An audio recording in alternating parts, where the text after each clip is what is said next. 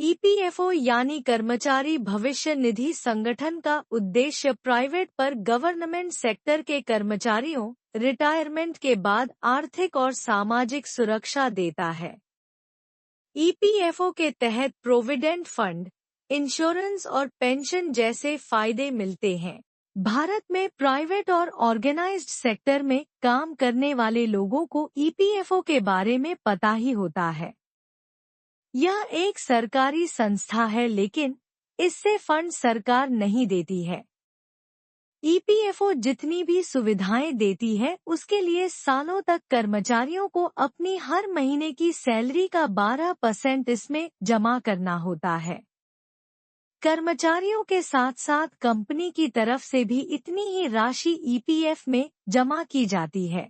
EPFO के इसी fund से रिटायरमेंट के बाद हर महीने कर्मचारियों को पेंशन की सुविधा मिलती है। अगर व्यक्ति चाहे तो वह अपना पूरा फंड एक बार में या रिटायरमेंट से पहले किसी इमरजेंसी सिचुएशन में भी निकाल सकता है। क्या आप जानते हैं, ईपीएफओ एक नहीं बल्कि 7 तरह की पेंशन देता है। जी हाँ, ज्यादातर लोगों को लगता है कि ईपीएफओ में केवल रिटायरमेंट के बाद ही पैसा मिलता है। ऐसा इसलिए क्योंकि उन्हें जानकारी नहीं होती है कि ईपीएफओ 7 तरह की पेंशन सुविधाएं देता है। आइए यहाँ जानते हैं ईपीएफओ कौन कौन सी तरह की पेंशन कर्मचारियों को ऑफर करता है। रिटायरमेंट पेंशन को सुपरएन्युएशन पेंशन के नाम से भी जाना जाता है। इस स्कीम में अगर कोई एम्प्लॉय 10 साल या उससे ज्यादा समय तक ईपीएफओ में निवेश करता है और 58 के बाद रिटायर हो जाता है, तब उसे रिटायरमेंट पेंशन की सुविधा मिलती है। हालांकि पेंशन कितनी मिलेगी यह पूरी तरह से फंड में कितना पैसा है उस पर निर्भर करता है। 58 साल के बाद रिटायरमेंट लेने वाले कर्मचारियों को ईपीएफओ की तरफ से हर साल 4% पेंशन बढ़ाकर मिलती है। वहीं अगर आप 58 साल से पहले रिटायरमेंट लेते हैं तो आपको पेंशन तो मिलेगी, लेकिन हर साल 4% घटाकर दी जाएगी।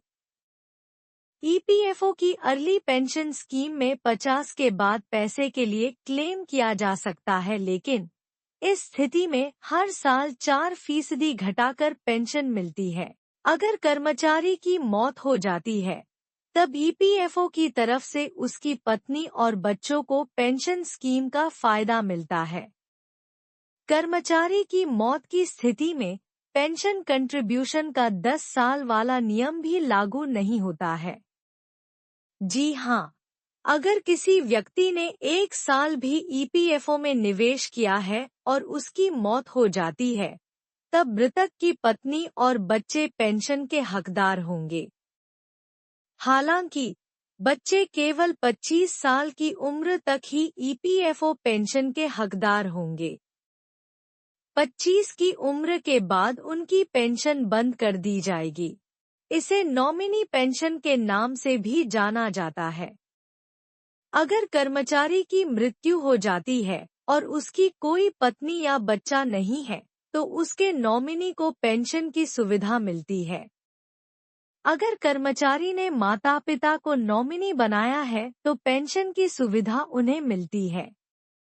वहीं अगर पिता की मौत हो जाती है तो कर्मचारी की मां पूरी उम्र के लिए पेंशन की हकदार होती है। हालांकि इसके लिए फॉर्म 10D भरना होता है। अगर कर्मचारी के साथ उसकी पत्नी की भी मृत्यु हो जाती है, तब ऐसी स्थिति में उनके बच्चों को 25 साल की उम्र तक पेंशन की सुविधा मिलती है।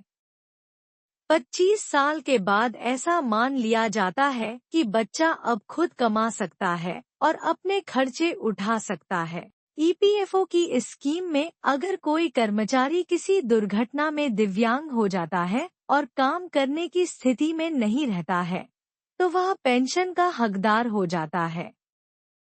दिव्यांग पेंशन में किसी तरह की उम्र सीमा निर्धारित नहीं की गई है।